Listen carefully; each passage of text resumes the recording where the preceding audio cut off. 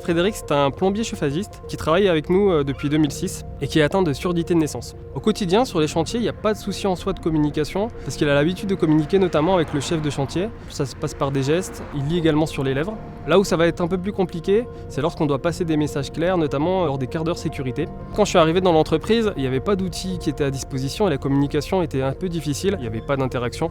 J'ai cherché des solutions qui étaient proposées sur le marché et notre choix s'est porté sur l'outil Ava. Avec Frédéric, on l'utilisait au quotidien, notamment lors de quarts d'heure sécurité. Frédéric a été satisfait de son utilisation. Ce qui a changé depuis la mise en place de cet outil, c'est que Frédéric participe plus aux causeries. Ça lui permet de poser des questions et ça permet de créer une interaction et des échanges plus constructifs. Est-ce que tu peux me dire ce qu'elle t'apporte l'application Ava au quotidien ?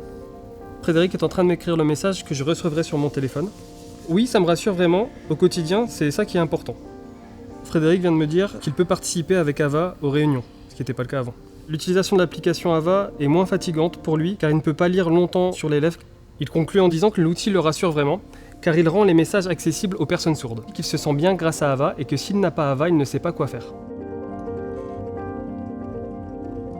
Effectivement, hormis l'aspect chantier, il y a également d'autres utilisations avec cette application, notamment la participation de Frédéric à nos réunions annuelles d'information. Ça lui permet de suivre plus facilement les discours qui y sont tenus. Il peut également utiliser cet outil pour réaliser son entretien individuel avec son supérieur hiérarchique.